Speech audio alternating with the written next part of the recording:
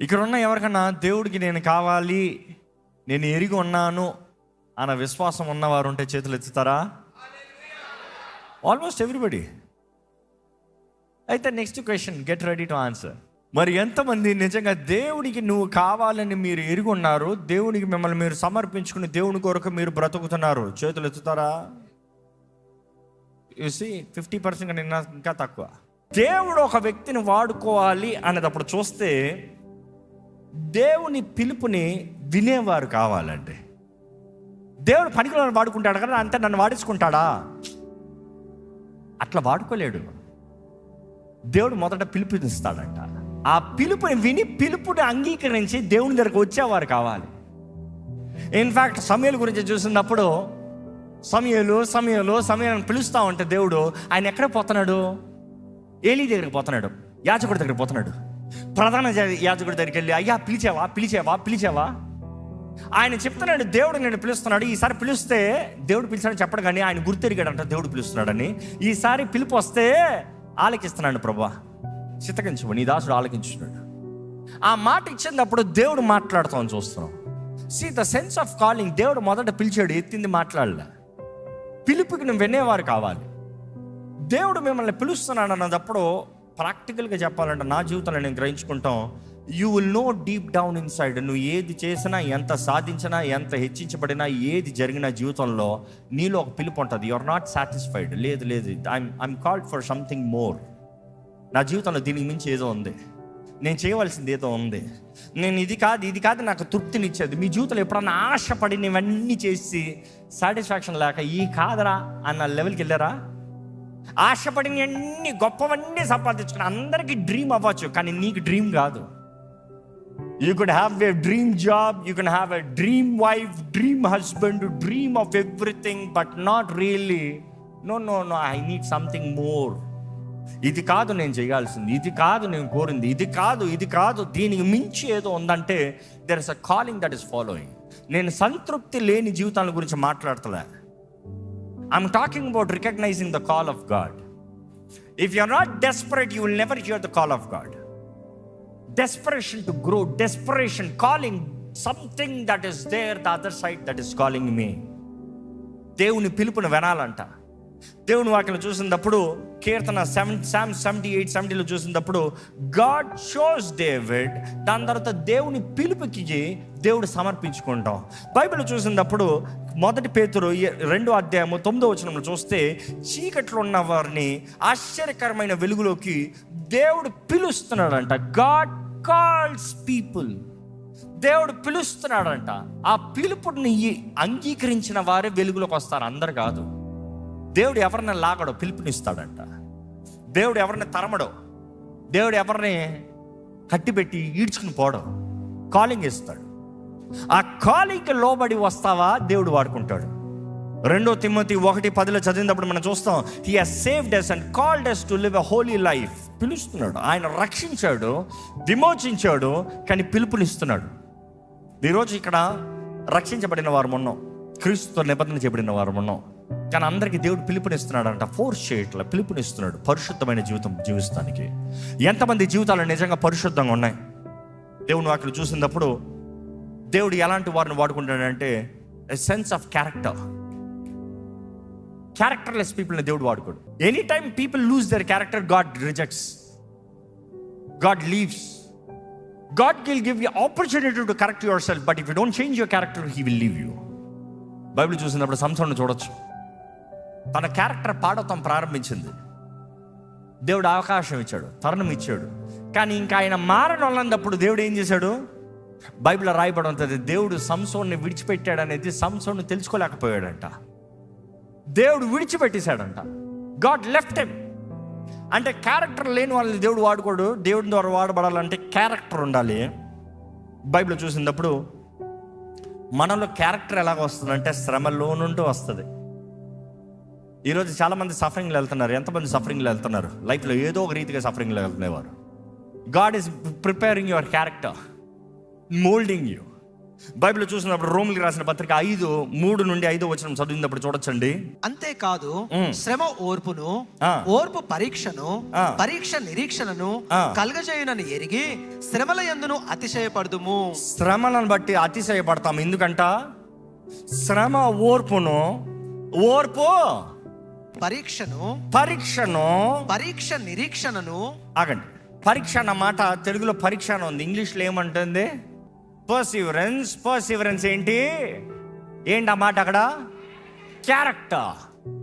You will get character. ఒక మనిషి character మారాలంటే, క్యారెక్టర్ కలగాలంటే సఫరింగ్ అవసరం. Suffering will mould you. సఫరింగ్లో నువ్వు ఓర్చుకోగలిగితే నీకు క్యారెక్టర్ వస్తుంది. ఓర్చుకోలేకపోతే క్యారెక్టర్ లేదు. నువ్వు ఓర్చుకుంటే ఈ సఫరింగ్ దేవుడు నాకు అనుమతించాడు అని నమ్మి, ప్రభువా ఏం చేయబోతున్నావు ప్రభువా? ఎందుకంటే ఇందాక ప్రారంభమైనప్పుడు అందరూ పనికిరాని వాళ్ళు, వ్యర్థమైన వాళ్ళు, నీచమైన వాళ్ళు, తునీకరించబడిన వాళ్ళు అలాగే తీసి అలానే వాడించుకుంటాడా? లేదు. Is got work on you. అలాంటి వారిని తీసి దేవుడు మలిచి వాడుకుంటాడు. మలిచేటప్పుడు క్యారెక్టర్ అంటే ఆ క్యారెక్టర్లో అనుభవం కలుగుతుంది చివరిగా ఏంటి? నిరీక్షణ, హోప్. ఎందుకంటే హోప్ లేనిది ఎవడ బ్రతకలేడు. హోప్ ఉందా ఏమైనా చేయొచ్చు. బికాస్ హోప్ ఉన్నవాడికే ఫెయిత్ ఉంటుంది. Because faith is the substance we hope for. Without hope there is no faith, because Bible is very clear. Faith is the substance we think we hope for. You have to hope. దేవుడు జరిగిస్తాడు, దేవుడు చేస్తాడు, దేవుడు నడిపిస్తాడు, దేవుడు జవాబిస్తాడు, దేవుడు అద్భుతం జరిగిస్తాడు. అడుగు తీయాలంటే సఫరింగ్లో నుండి, పర్సివరెన్స్లో నుండి, క్యారెక్టర్లో నుండి హోప్కి వస్తే హోప్ని బట్టి ఫెయిత్ ఉంటుందంట. Today we talk about faith more, but we neglect suffering because it all starts in suffering. Bible చూసినప్పుడు గమనించండి, క్యారెక్టర్ కలిగిన వారిని దేవుడు వాడుకుంటాడు. దేవుని ద్వారా వాడబడాలంటే నెక్స్ట్ ఎలాంటి రకం ఉండాలి తెలుసా? కమిట్మెంట్. ఈరోజు ఎంతోమంది ఫెయిత్ ఉన్న క్రిస్టియన్స్ కనబడతారేమో కానీ కమిట్మెంట్ ఉన్న క్రిస్టియన్స్ కనబడరు. We say I'm committed to God but not really committed to God. ఎందుకంటే అనేక మంది క్రైస్తవులు అన్నప్పుడు I would first question ask, in which way are you committed to Christ? క్రీస్తుతో నీ కమిట్మెంట్ ఏంటి? ఒక వివాహం జరుగుతుందంటే వారిద్దరి మధ్య ఒక commitment. Their promises are giving a commitment. Their covenant is giving a commitment. God is making a covenant అన్నప్పుడు God is giving a commitment. ఇశ్రాయేలుతో పాత నిబంధనలు చూసినప్పుడు దేవుడు వారికి 10 ఆజ్ఞలను ఇస్తానికి కారణం ఏంటనుకుంటున్నారు? ఏమనుకుంటున్నారు? రే మీరు సరిగా బ్రతకపోతే చంపేస్తాను రా అంటానుగా. కాదు. నేను మీ దేవుణ్ణి ఉంటా, నేను మిమ్మల్ని పోషిస్తా, నేను మిమ్మల్ని కాపాడతా, మీ మధ్య అద్భుత కార్యాలు జరిగిస్తా, మీ అవసరతలు అన్నీ తీరుస్తా, మీకు మేలు చేస్తాను, మిమ్మల్ని కునుకోక నిద్రపోక మిమ్మల్ని కాచి కాబట్టి అన్నీ చెప్పిన తర్వాత దేవుడు అంటాడు, ఈ 10 ఆజ్ఞలు కరెక్ట్గా గైకొనండి, నేను మిమ్మల్ని చూసుకుంటా. అందుకని వాక్యంలో చదువు చూడండి, ఎప్పుడైతే వారు 10 ఆజ్ఞల్ని మీరి దేవునికి ఆజ్ఞలకి విరోధంగా పోయారో దేవుడు వారిని విడిచిపెడతాం, శత్రువు చేతులకు అప్పచెప్తాం. There is a commitment. So I'm asking you today, what is your commitment with God? ఏంటి దేవునితో కమిట్మెంట్? ఏంటి దేవునితో సమయం గడుపుతున్నారా? వాక్యం చదివే కమిట్మెంట్ ఉందా? అనేక సార్లు చెప్తూ ఉన్నాం, ప్రతిరోజు కనీసం 10 నిమిషాలు వాక్యం చదువు. ఎందుకంటే 10 నిమిషాల వాక్యం అనేది కనీసం 3 అధ్యాయాలు ముగించవచ్చు. ఒక రోజు 3 అధ్యాయాలు, ఆదివారం 5 అధ్యాయాలు చదువుతావు, సంవత్సరానికి ఒకసారి బైబిల్ చదవచ్చు. ఎంతకాలం అయింది నువ్వు క్రైస్తవుడు పిలవబడి? ఎంతకాలం అయింది నీ జీవితాన్ని క్రీస్తుకు సమర్పించి? You're saying 10 minutes I don't have time for God. 10 minutes ఫోన్లో బ్రౌజింగ్ టైం ఉందా? 10 minutes కాదు, 10 hours ఉంటుంది కొంతమందికి. రోజంతా బ్రౌజింగే. 8 hours జాబ్ చేసినా కూడా 8 hours ఫోనే గెలుగుతారంట. జాబ్లో కూడా ఫోనే. అందుకనే కదా చాలా మందికి ప్రమోషన్స్ లేవు. మళ్ళీ దేవుడు నాకు ప్రమోషన్ ఇవ్వాలి, ప్రార్థన చేయండి అంటారు. నీ పని నువ్వు సరిగ్గా చూస్తే నీ బ్లెస్సింగ్ నీ కరెక్ట్గా ఉంటుంది. But then we're not committed to serve God, committed to stay faithful to his laws, committed to come to church and worship God as a community. No commitment. We expect God to stay committed. అంతే కదా, we expect God to be faithful. దేవుడు నమ్మదగిన దేవుడు. నేను మాత్రం నమ్మదగిన వ్యక్తిగా ఉండాను. నేను విచ్చలవిడి జీవితాన్ని జీవిస్తాను, దేవుడు మాత్రం నాకు నమ్మకంగా ఉండాలి. No, that is not the means. You have to stay committed. If you want God to use you, stay committed. Today we're like to do things for God without commitment. Committed life. దేవుని కొరకు జీవితంలో ఏదైనా ఒక్కటన్నా చేస్తాను commit చేసుకోండి. కనీసం చెప్తున్నా, ఒకటి చేయమని చెప్తా, కనీసం ఒక కమిట్మెంట్ అన్న దేవునికి నేను చేశాను నా జీవితంలో, నా స్వార్థం కొరకు కాకుండా దేవుని కొరకు I have made a commitment అన్నవారు ఉంటే చేతులు ఎత్తుతారా? I'm going to question next. చాలా కొద్ది మంది చేతులు ఎత్తారు. Praise God for you. కానీ next question, what is that commitment? ఎందుకంటే చాలా మంది కమిట్మెంట్లు ఏంటి తెలుసా? నేను దేవుని కొరకు చేస్తామంటే నాకు పేరు రావాలి, నాకు లాభం రావాలి, నాకు ఏదైనా కలగాలి. నో, హెచ్చించి వాడు దేవుడే. హెచ్చింపు దేవుని దగ్గర వస్తుంది. You don't even try for it. You don't try to market for it. You don't have to work for promotion for it. God will do it. You stay faithful in the calling. మిగిలినంత దేవుడు ఆయన రాజ్యం కొరకు ఆయన చేస్తాడు. ఆయన రాజ్యంలో నువ్వు అంటే ఆ క్రెడిట్ నీ రోల్ తగినట్టుగా వస్తుంది. బైబిల్లో చూసినప్పుడు అండి, God wants people who are committed. Next ఎవరిని వాడుకుంటాడు దేవుడు అని చెప్పమంటే, God wants people who are ready to be competence. ఇంకా మాటలు చెప్పాలంటే రోషం కలిగిన వారు. అసలు యేసు ప్రభు శిష్యుల్లో చూసినప్పుడు 12 మంది శిష్యులు అనేక సార్లు మనం బైబిల్ చదువుతూ నవ్వుకుంటాం. ఎవరిని చూసి అయితే పేతురును చూసి. అంటే ఉంటే ఫస్ట్ నేను అంటాడు. అంటే ఫస్ట్ నేను.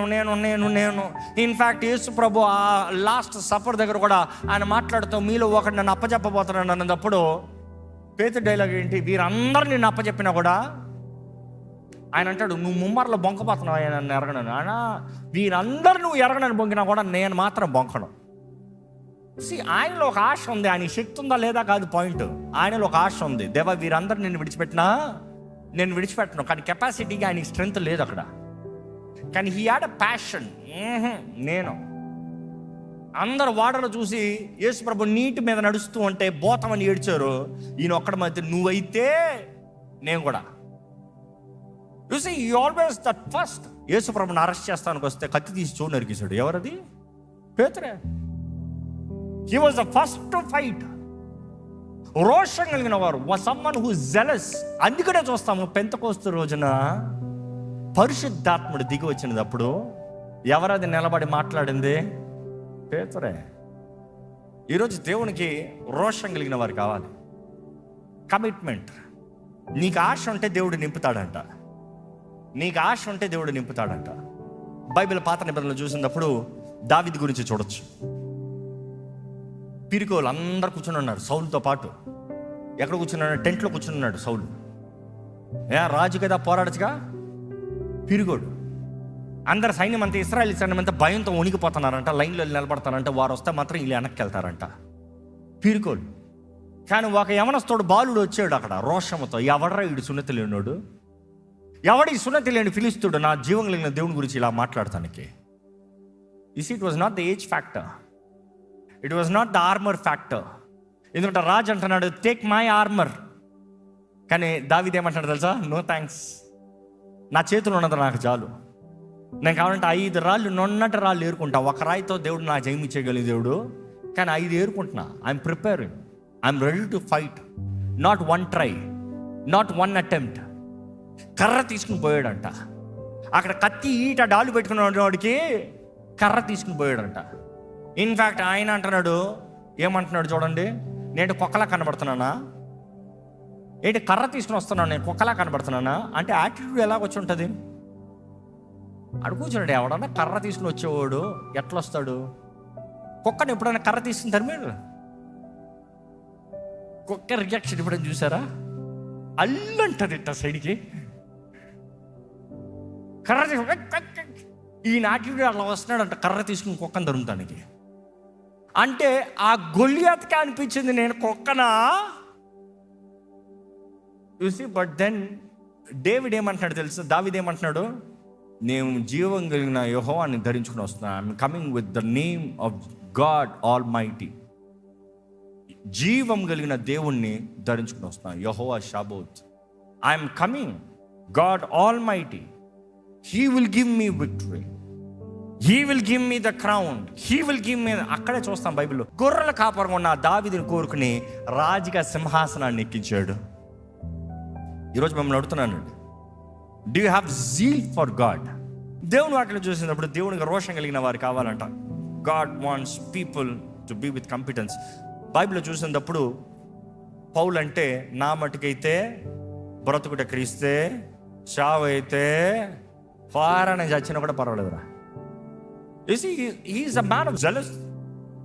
ఆయన కొంత రోషం ఉంది, నేను బ్రతుకుతాను క్రీస్తు, నా ముందున్న పరుగు నేను కడముట్టిస్తా. అదే సమయంలో దేవుడు ఎలాంటి వారిని వాడుకుంటాడు అనేటప్పుడు చూసినప్పుడు, ఎన్నిక లేని వారిని, యోగ్యత లేని వారిని, ఆ తరము నుండి ఆ వ్యక్తి పనికిరాడు. ఆ వ్యక్తి చేసిన గతాన్ని బట్టి, ఆ వ్యక్తి ఇరిగిన పరిస్థితిని బట్టి ఆ వ్యక్తి పనికిరాడు. కానీ అటువంటి వారిని తీసి దేవుడు గనులుగా హెచ్చిస్తాడంట, ఆయన మహిమ కొరకు వాడుకుంటాడంట. డిఎల్ మూడీ అనే వ్యక్తి దైవజనుడు, ఆంగ్ల దేశపు అపోస్తులు అనొచ్చు, మిషనరీ అనొచ్చు.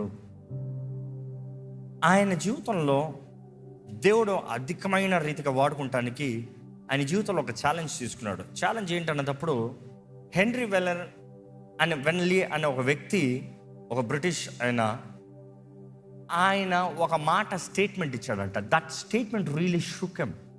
ఏంటి ఆ స్టేట్మెంట్ అనేటప్పుడు, the world has yet to see what God will do with and for and through and in and by the man who is fully wholly consecrated to him. లోకము ఇంతవరకు ఇంకా చూడలేదంట, దేవుడు ఒక వ్యక్తి ద్వారముగా, ఒక వ్యక్తిలో, ఒక వ్యక్తితో, ఒక వ్యక్తిని బట్టి దేవుడు సంపూర్ణంగా ఆయన చేయగలిగిన కార్యములో, ఆయనకి సమర్పించుకున్న వ్యక్తి ద్వారంగా దేవుడు చేయగలిగిన కార్యంలో లోకం ఇంకా చూడలేదంట. మనం ఉంటాం, ఇప్పటికీ ఎంతోమంది గొప్ప గొప్ప వారు వచ్చారు కదా. యేసు ప్రభువు ఒక మాట అంటాడు, మీరు నా యందు విశ్వాసం ఉంచితే నాకన్నా గొప్ప కార్యాలు చేస్తారు. యు సీ, బైబిల్లో we see people of so many faith, creative miracles, great wonders. ఇవన్నీ చూసినప్పుడు కూడా దేవుని వాక్యం నుండి మన సవాల్ తీసుకోవచ్చు, the world is yet to see. దేవుడు ఇన్ని గొప్ప కార్యాలు చేస్తాడు. ఈరోజు చాలామంది, ఇదిగో దేవుడు ఇంతే చేయగలుగుతాడు, దేవుడు చేయగలిగిన కార్యములు ఇంతే, దేవుడు చేసే అద్భుతములు ఇంతే. నో నో నో, బైబిల్ చదివి చూడండి. ప్రతిసారి ఆయన నూతన కార్యములు, నూతన రీతిగా ఇంకా గొప్ప కార్యాలు, ఇంకా గొప్ప కార్యాలు, ఇంకా గొప్ప కార్యాలు జరిగిస్తూ, every time the world has to be wowed. Remember, ఆశ్చర్యకరుడైన కానీ సమర్పించుకున్న జీవితముల ద్వారంగా ఆయన ఏమైనా జరిగిస్తాడు. సమర్పించుకున్న వారిలో లోపం లేదని కాదు, లోపాలు ఉంటాయి. We are still in this human body. ముళ్ళులు ఉంటాయి, బలహీనతలు ఉంటాయి. కానీ దేవుడు వాటి మధ్యలో నుండి ఆయన కృప ద్వారముగా ఆయన బలాన్ని, ఆయన శక్తిని, ఆయన కార్యాలను కనబరుస్తూ ఉంటాడు. అందుకని పౌలు అంటాడు, నేను ఎప్పుడు బలహీనున్నో అప్పుడు బలవంతుడు. నన్ను బలపరచు క్రీస్తుని బట్టి నాకు సమస్తం అన్నీ సాధ్యం. You see, today you need to believe God is a faithful God. He likes to bless you and use you, but you recognizing his voice, ఆయన స్వరాన్ని విని. You see, I'm not restricting with age. God does not restrict with age. అందుకని మనం చూస్తున్నాము, బాలుడైన సమూయేలుని దేవుడు పిలుచుకున్నాడు. ఇంకా బాల్య దినంలో టీనేజర్గా ఉన్న ఆ దావీదుని దేవుడు వాడుకుంటాం చూస్తున్నాము.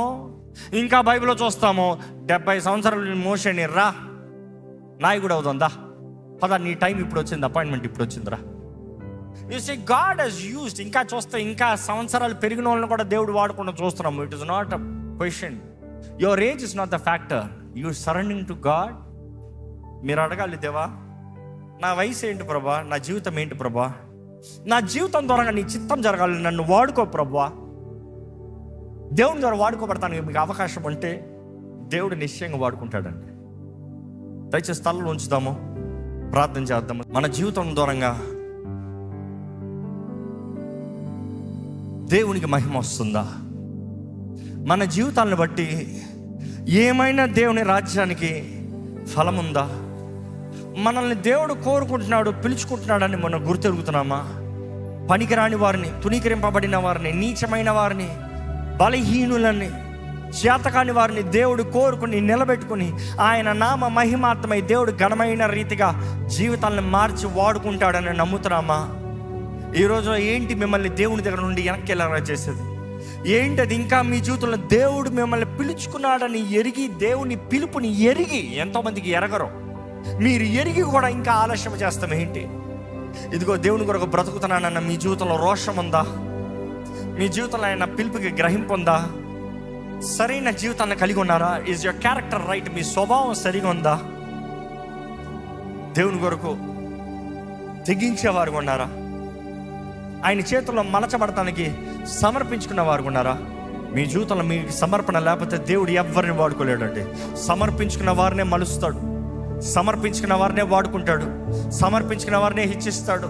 పోరాటాలు రావచ్చు, ఎదురుపాటులు రావచ్చు, నష్టము రావచ్చు, కష్టము రావచ్చు, ఎన్నో అపవాది మాటలు లెగచ్చు, ఎంతో కీడులు జరగచ్చు. కానీ దేవుడు ఆయన సంకల్పము చొప్పున పిలవబడిన వారికి, ఆయనను ప్రేమించు వారికి ఆయన సమస్తము సమకూర్చి జరిగిస్తాడంట. ఆయన పిలుపులో అంటే దేవుడు నిన్ను విడిచిపెట్టాడు. If you are in the calling of God, God is never gonna reject you. నువ్వు తప్పు చేయాలని కాదు, కానీ నీ జీవితంలో తప్పులు జరిగినా కూడా, నువ్వు తప్పులు చేయాలని చేయకపోయినా కూడా, కొన్ని పొరపాట్లు జరిగినప్పుడు, కొన్ని తప్పిదములు జరిగినప్పుడు ఆయన పాదాలు పట్టుకుని నీ జీవితాన్ని సమర్పించుకుని ప్రభువా అని ఆయన మొరపెడితే ఆయన నీ జీవితాన్ని మలుస్తాడంట. నీ తప్పుని మేలుగా మారుస్తాడు. అందుకని తప్పు చేయమని కాదు, కానీ నీ తప్పులను కూడా ఆయన పిలుపు బట్టి ఆయన మలచగలిగిన దేవుడు. ఈరోజు నీ జీవితంలో ఆయన పిలుపుకి సమర్పించుకుంటున్నావా? ఆయన పిలుపుని గుర్తెరుగుతున్నావా? నీ జీవితం ఎందుకొరకు బ్రతుకుతున్నావు? No matter what your age, what have you lived for? ఏంటి నువ్వు సాధించింది? ఏంటి? తృప్తి ఉందా? దేవుని కొరకు జీవించి చూడు. ప్రతి దినము తృప్తి, ప్రతి దినము తెలియని ఆనందము, వివరించలేని ఆనందము. నీవు సమర్పించుకుంటే ఏ సైతాన్ ఆపలేడు, ఏ చీకటి ఆపలేదు, ఏ నష్టము నిన్ను ఓవర్టేక్ చేయలేదు. దేవుడు శ్రమను అనుమతిస్తే అందులో నుండి నిన్ను మలుస్తున్నాడు. జాగ్రత్త. ఆ శ్రమలో కేవలం దేవుణ్ణి ఆరాధించు, ఆ కేవలం దేవుని స్తుతులు చెప్పు. నాకు శ్రమను అనుమతించావు ప్రభా, నన్ను మలుస్తున్నావు, నువ్వు నమ్ముతున్నావయ్యా. దానిని బట్టి నీ క్యారెక్టర్ని దేవుడు టెస్ట్ చేస్తాడు ఎప్పుడు. ఆ పరీక్షలో నుండి నువ్వు బయటకు వచ్చినప్పుడు సువర్ణము వలె బయటకు వస్తావు. ఆ పరీక్ష నిన్ను మేలైన బంగారంగా మారుస్తానికి. నీలో నిరీక్షణ కలిగినప్పుడు నా విమోచకుడు సజీవుడు, నా దేవుడు బలవంతుడు, నా దేవుడు నన్ను విడిచిపెట్టాడు, నా జీవితంలో దేవుడు జయమిస్తాడు. నువ్వు నమ్మినప్పుడు నువ్వు జీవించే విధానం వేరు, నువ్వు చేసే పనులు వేరు, నీ జీవితంలో ఉన్న జయము వేరు. ఇప్పటికే దేవుని పిలుపుని, దేవుని చిత్తాన్ని, దేవుడు చేయమన్నది నువ్వు తునీకరిస్తూ వెళ్తూ నీ జీవితాన్ని నష్టపరుచుకుంటూ, ఆలస్యం చేసుకుంటూ, పాడు చేసుకుంటూ ఉంటే ఒక్కసారి దేవుని చేతుల్లోకి సమర్పించుకో. దేవుడు నీతోనే మాట్లాడుతున్నాడని నీవు గ్రహించినట్లయితే సమర్పించుకోండి దేవుని చేతుల్లోకి. దేవా, నన్ను క్షమించు ప్రభా, నా మార్గంలో, నా చిత్తంలో నేను అనుకున్నట్టుగా నా జీవితాన్ని తీసుకెళ్ళి ఎన్నో నష్టములు, ఎన్నో వ్యర్థమైన సమయంలో, ఎంతో పోరాటంతో బ్రతుకు జీవిస్తున్నాను. నాకు నెమ్మది దయచే, నాకు విడుదల దయచే, నాకు జయము దయచే. నన్ను జీవితంలో నన్ను మలచు ప్రభా, నా జీవితాన్ని మార్చు ప్రభా. బానిసగా నేను బ్రతకను, బిడ్డగా నేను బ్రతుకుతాను ప్రభా. స్వతంత్రత కలిగిన జీవితం, అధికారము కలిగిన జీవితము, స్వేచ్ఛ కలిగిన జీవితంతో నేను ఉంటానయ్యా. ఎక్కడ దేవుని చేతులకు సమర్పించుకోండి. ఎంత గొప్ప ప్రేమ ప్రభా అనేది, ఎంత కృపను మాకు ఇక్కడ చూపిస్తూ మా జీవితంలో అవకాశాలను తరుణాలు ఇస్తూ. దేవా, నీ చిత్తము మా జీవితంలో జరిగించాలని, దేవా నీ హస్తమును మా పై నుంచి మమ్మల్ని ఇంకా భద్రపరుస్తూ, మమ్మల్ని ఇంకో ఎంతో కీడు నుండి కాపాడుతూ, ఎంతో తెగులు నుండి తప్పిస్తూ, మా జీవితంలో కృప వెంబడి కృప, అవకాశము వెంబడి అవకాశము, తరుణాల తర్వాత తరుణాలు ఇస్తూ, నీ స్వరము వినాలని, నీ చిత్తము జరిగించాలని, నీకు ఇష్టంగా బ్రతకాలని, నీ చేతిలో వాడబడాలని దేవా నువ్వు ఆశపడుతున్నావయ్యా. మమ్మల్ని విలువైన వారికి చూస్తున్నావయ్యా. లోకము మమ్మల్ని నీచంగా చూడొచ్చు, లోకము మేము చేతకాని వారిగా చూడొచ్చు, లోకంలో మేము పనికిరాని వారిగా కనబడచ్చు, లోకానికి మేము వెర్రి వారిగా కనబడచ్చు. కానీ దేవా, మమ్మల్ని చూసి నువ్వు ఆనందపడే దేవుడు అయ్యా. మా ద్వారా నీ నామానికి మహిమను తెచ్చే దేవుడు అయ్యా. ఎన్నిక లేని వాడిని దేవా గొప్ప జనంగా 1000 మందిగా మారుస్తానన్నావయ్యా. వాడిలో ఒంటరి అయిన వాడు 1000 మంది అవుతాడని వాక్యం సెలవిస్తుంది కదయ్యా. God you are a God who gives us value.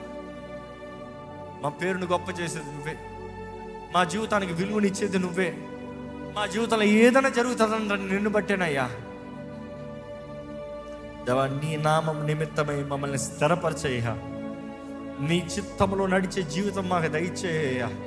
అది శ్రమలైనను నీకు వందనాలయ్యా. అది బాధ కష్టమైనను నీ చిత్తంలో ఉంటే మాకు ఏ బాధ లేదు ప్రభువా. We rejoice in our suffering Lord. దేవా మమ్మల్ని బలపరచు. ఈ ఆలయంకి కావాల్సిన రోషము దయచేయి. నీ కొరకు పౌరుషంగా జీవించే జీవితము దయచేయి. నీ సన్నిధిలో ఉన్న ప్రతి ఒక్కరిని బలపరచమని వేడుకుంటున్నానయ్యా. లేవనెత్తమని వేడుకుంటున్నానయ్యా. ఆదరించమని వేడుకుంటున్నానయ్యా. ఈ వాగ్దానాలు నెరవేర్చమని వేడుకుంటున్నానయ్యా. దేవా నీ చిత్తం ఏంటో పరీక్షించి తెలుసుకున్న వారుగా మమ్మల్ని చేయ్యా. నీ కృపలో జీవించే జీవితము మాకు దయచే ప్రభా. ఈరోజు ఈ విత్తన వాక్యాన్ని ముద్రించి నీ సన్నిధిలో ఎవరెవరైతే పురుకొల్పబడుతున్నారో, నా జీవితం దేవుని కొరకు బ్రతకాలి, నా జీవితం దేవుని సొత్తు, నేను దేవుని మహిమాత్మై జీవించాలి, నేను యేసు ప్రభు సొత్తు, నేను విలువైన వ్యక్తిని ఎవరెవరు గ్రహిస్తూ నీ చేతుల్లోకి వారు శ్రేష్టమైన వారు మిగిలిన జీవితాన్ని అప్పచెప్తున్నారో ఒకసారి పట్టుకోమని వేడుకుంటున్నానయ్యా. అయ్యా కడగమని వేడుకుంటున్నానయ్యా. అయ్యా నీ రక్తం ద్వారా మాకు విలువ ఉండమని వేడుకుంటున్నాను ప్రభా. బంధకాల నుండి విడిపించమని వేడుకుంటున్నాను ప్రభా. అనారోగ్యములను ముట్టి స్వస్థపరచమని వేడుకుంటున్నాను ప్రభా. ఏదేమైనా నీ మహిమాత్మై నీ చిత్తము జరిగించేవారుగా మమ్మల్ని నిలబెట్టి వాడుకోమని వేడుకుంటున్నామయ్యా. నీ కృప లేకపోతే మేము లేం ప్రభా. నీ సహాయాన్ని మాకు అందించు. ఈరోజు ఇక్కడ ఉన్న ప్రతి ఒక్కరిని బలపరిచి, ఈ లైవ్లో వీక్షిస్తే ప్రతి ఒక్కరిని బలపరిచి నీ కృపనిచ్చి నడిపించి ఆలయం విషయంలో నీ కార్యం జరిగించు. నువ్వు ఏది అనుమతించినా, నువ్వు ఏది చేస్తున్నానో నీ మహిమాత్మై నీ చిత్తమే మా జీవితంలో జరిగించి నడిపించమని నజరేయుడైన యేసు నామములో అడిగిచున్నాం తండ్రి, ఆమేన్. దైవం